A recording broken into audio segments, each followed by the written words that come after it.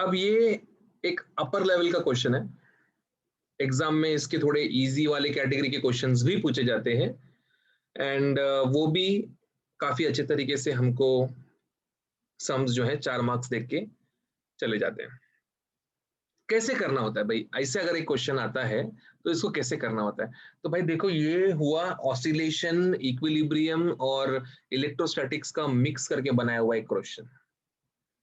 देखो ना, simple pendulum जैसा स्ट्रक्चर देके रखा है इसका। बोला है कि two identical small charge sphere each having mass m hang in equilibrium as shown. The length of each string is small l, मतलब ये जो लेंथ है यहाँ पे स्ट्रिंग का, ये है स्मॉल l और ये भी है स्मॉल l। ओके, ये दोनों स्मॉल l से लेंथ दिखाया हुआ है। And the angle made by the string with the vertical is theta. Find the magnitude of charge on each sphere. ये जो q है, और q कितना है ये हमको पता लगाने का है। ठीक है, अभी अनडाउटेडली ये एक डेरिवेशन टाइप का क्वेश्चन है, तो इसका सॉल्यूशन में जो ऑप्शंस दिया रहेगा, मतलब जो भी तुम्हारे क्वेश्चंस के साथ में ऑप्शन आया रहेगा, उसके अनुसार सॉल्व करने का हमारा स्ट्रैटेजी रहेगा एग्जाम में। Getting it? अब इन जनरल सॉल्व करके बताता हूँ, बट एग्जाम में जिस फॉर्म में तुम्हारा ऑप्शन रहेगा उस फॉर्म के अनुसार तुम इसको सॉल्व करने का हमेशा कोशिश करना। ठीक है, चलिए। तो इधर पे सबसे पहले दोनों चार्जेस लाइक चार्जेस हैं कि दोनों अनलाइक चार्जेस है? What is your guess guys, आपका क्या ओपिनियन है? What is your opinion? Like charges. Perfect perfect, very good Paras, like charges होने चाहिए। Getting it? क्योंकि लाइक चार्जेस रहेंगे तभी तो रिपल्शन होके इक्विलिब्रियम में आएगा। अगर दोनों अनलाइक चार्जेस होते तो चिपक जाते ना भैया। Getting it? ये उसको चिपक जाता, वो इसको चिपक जाता, फिर अल्टीमेटली मजा ही नहीं आता, सम भी तैयार नहीं होता। बट दोनों नेगेटिव या दोनों पॉजिटिव रहेंगे करके क्या हुआ है, रिपल्शन हुआ है। मतलब जो इसका टेंशन बैलेंस हुआ है, गेटिंग इट, जो स्ट्रिंग के अंदर जो टेंशन आया है उसको बैलेंस करने में कहीं ना कहीं पे इसका हाथ है। ठीक है, ऑब्वियसली टेंशन जो है इस तरीके से जाएगा ना, यहाँ पे से जाएगा ना टेंशन, ऐसे away from the body towards the support, dialogue हमारा। ठीक है, तो ये टेंशन ऊपर जाएगा, तो इसको मैं टेंशन को स्प्लिट कर सकता हूँ ऐसे और ऐसे। इधर पे ये स्प्लिट होएगा ऐसे और ऐसे। कोई एक साइड को ही सॉल्व करना, क्योंकि आंसर अल्टीमेटली सेम ही आने वाला है ना, दोनों साइड सॉल्व करके मतलब नहीं है, 2 बार सॉल्व करना पड़ेगा। अब यहाँ पे थीटा ये है तो इधर पे ऑल्टरनेट एंगल से थीटा यहाँ बन जाएगा। ये टी है, ये टी है, तो ये बाजू वाला टी कॉस थीटा, दूर वाला टी साइन थीटा हो जाएगा। इधर पे भी दूर वाला टी साइन थीटा और बाजू वाला टी कॉस थीटा हो जाएगा। अब कूलम्स फोर्स के अनुसार रिपल्शन का फोर्स बाहर की तरफ होएगा F, यहाँ पे रिपल्शन का फोर्स बाहर की तरफ होएगा F, और वेट जो है mg नीचे की तरफ एक्ट करेगा। तो t cos theta would be balanced by mg, t sin theta would be balanced by the force of repulsion। तो ऐसा ये हमारा यहाँ पे आगे जाके FBD बनने वाला है। ठीक है, क्वेश्चन का सबने स्क्रीनशॉट ले लिया? लिया क्या रे सबने? अब ये जो स्क्रीनशॉट है ये संभाल के रखना, क्योंकि मैं बोल रहा हूँ ना एग्जाम में कोई भी रूप ले लेगा, ये कोई भी रूप ले लेगा। Getting it? तो वो क्या रूप लेगा एग्जाम में इसके बारे में हमको जानकारी नहीं है, इसलिए इन जनरल सॉल्व करके रखने वाले हैं भाई साहब हम अब इसको। तो चलिए, जैसे मैंने आपको डायग्राम बनाया था उसी तरीके से डायग्राम यहाँ पे वापस से बनाऊंगा। FBD बनाया पहले, ठीक है, ये ऊपर टेंशन फोर्स, नीचे mg, ये Fe वाला, ये टेंशन के components T cos and T sin। ठीक है, अब according to the Coulomb's force of attraction, अभी ये जो डायग्राम है रे, जरा ध्यान से देख रहे डायग्राम को, सब लोग देखो जरा, ये L ये थीटा, तो थीटा का opposite side L sin theta हो जाएगा।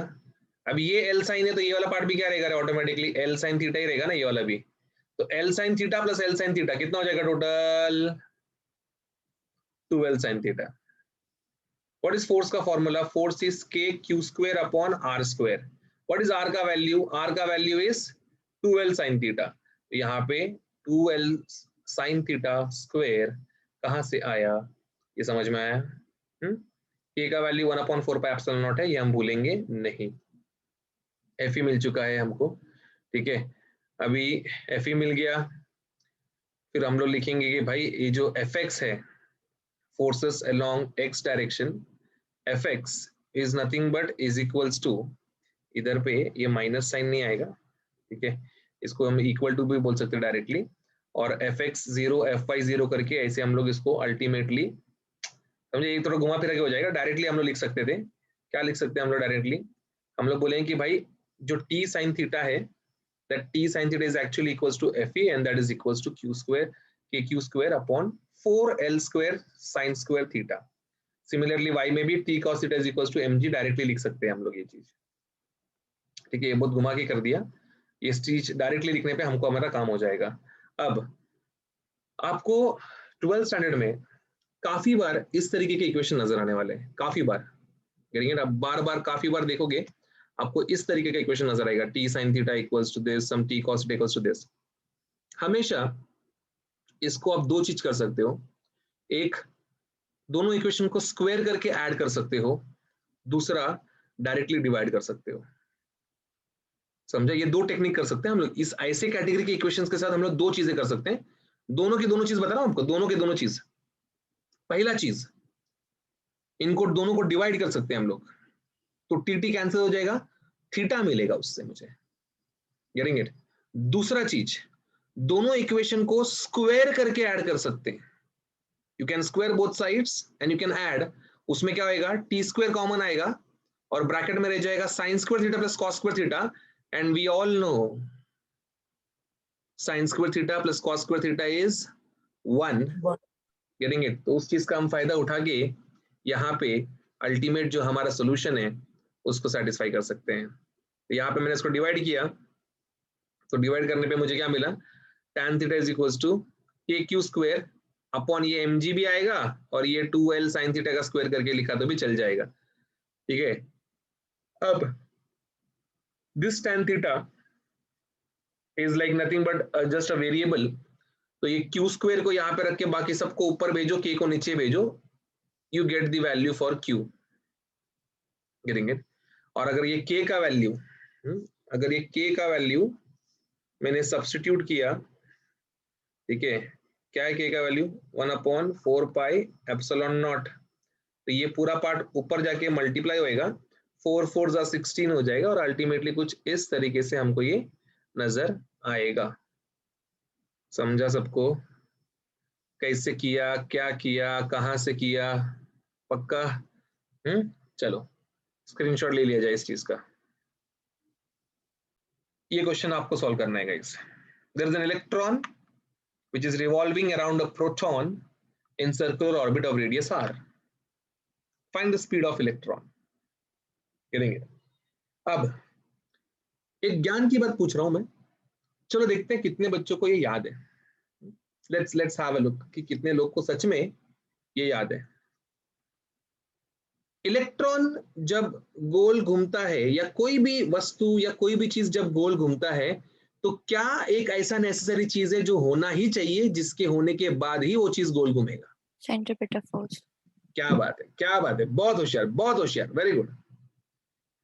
Centripetal force is that force, ठीक है नहीं, वेरी गुड जैन, सीपीएफ कहते हैं हम लोग उसको। That is a particular force जो यहाँ पे गोल गोल घूमता है, एंड वो सेंट्रीपिटल फोर्स किसको बैलेंस कर रहे हैं यहाँ पे, किसको बैलेंस कर रहे हो?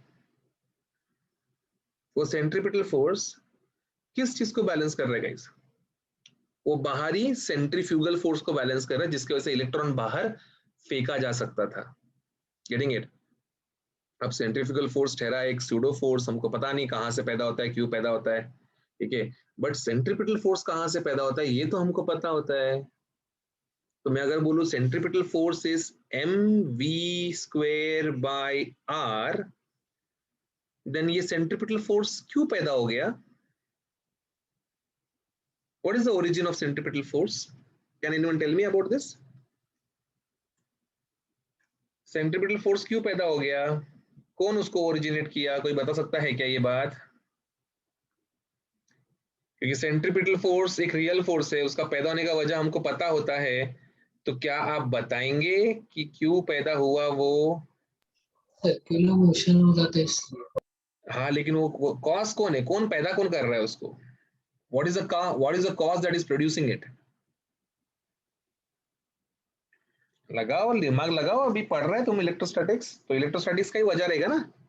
द वजह is this is Q1 and this is Q2। अभी भी नहीं पहचान पाए, हिंट दिया इतना बड़ा। हाँ पॉजिटिव और negative. The Coulomb's force is responsible, man. Coulomb's force is responsible for the production of centripetal force here. समझे? तो क्या आएगा यहाँ पे? यहाँ पे it would be K E, Q1 is E, Q2 proton का चार्ज भी क्या होता है? E ही होता है, ठीक है, अपॉन R का स्क्वायर। क्लियर है? समझ में आया कैसे किया? तो थोड़ा सा इंपॉर्टेंट है भाई साहब, दिमाग लगता है, बिना उसके तो ये आएगा नहीं तुमको करने के लिए। स्क्रीनशॉट। अभी बढ़ते अगले प्रश्न की तरफ। वेक्टर फॉर्म जिसका हम इंतजार कर रहे थे, Coulomb's law in vector form. तो आप देखेंगे यहाँ पे F21। अब ये F21 को कैसे पढ़ते रहे हम लोग? How do we read it? कैसे पढ़ते कैसे इसको हम लोग? Force acting on two by come back in form, force acting on 2/1, yes.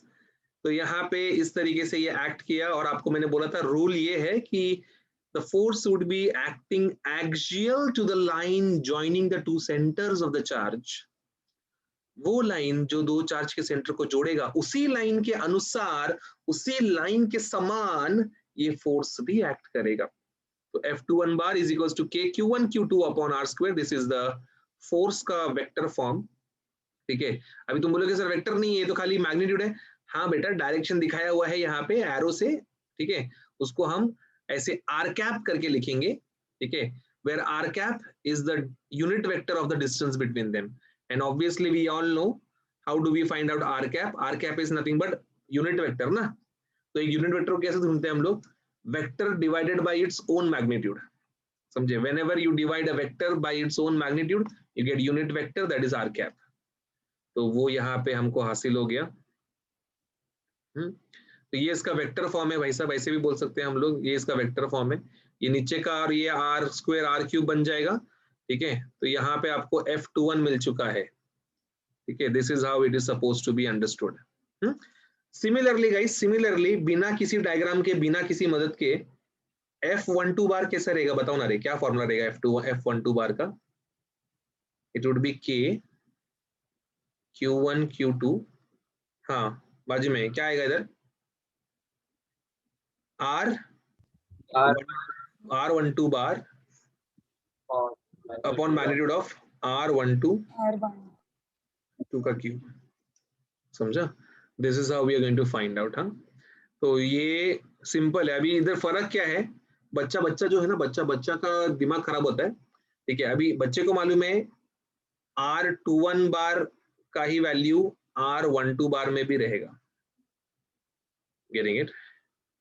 जो वैल्यू R21 का है वही वैल्यू R12 का भी रहेगा, मैग्नीट्यूड सेम रहता है बट वेक्टर अलग रहेगा, getting it? Vector for sure अलग रहेगा। इसका एक स्क्रीनशॉट ले लो जरा, मैं एक स्क्रीन क्लियर कर लेता हूँ और आपको बताता हूँ कि कैसे ढूंढना है R12 और R12 को।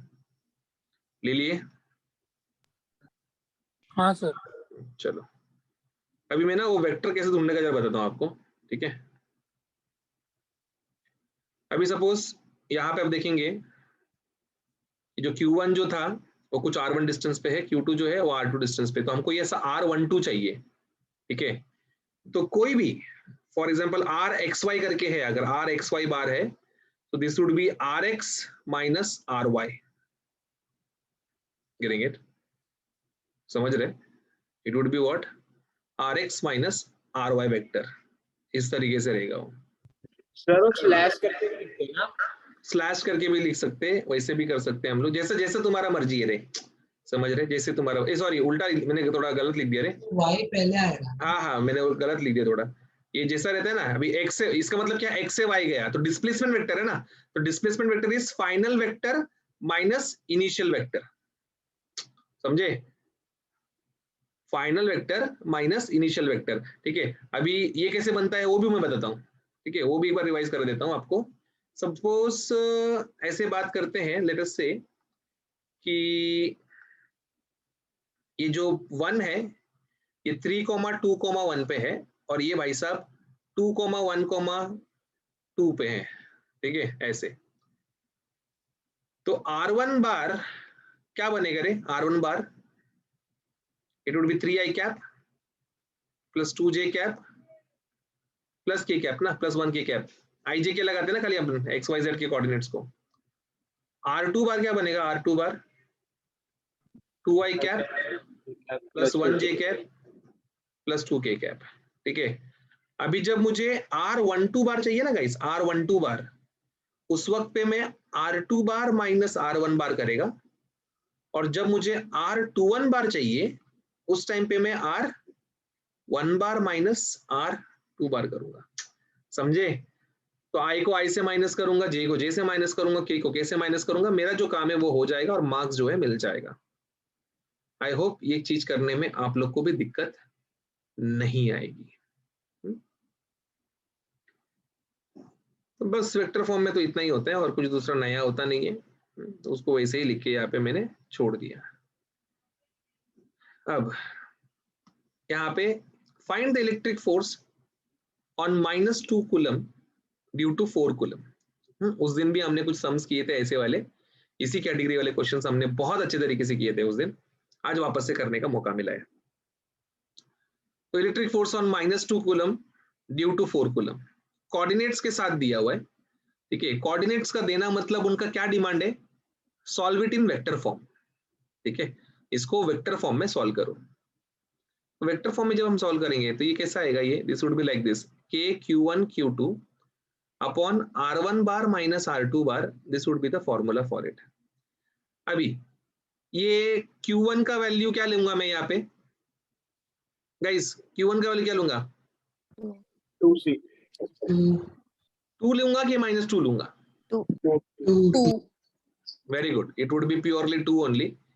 ठीक है, तो R1 बार कैसे बनाऊंगा, it would be i cap plus 4j cap plus 3k cap, और Q बार क्या रहेगा, दैट इज R2 बार क्या रहेगा, 5i cap plus j cap plus 3k cap, बराबर ना। सॉल्व करके आंसर हमारे हवाले।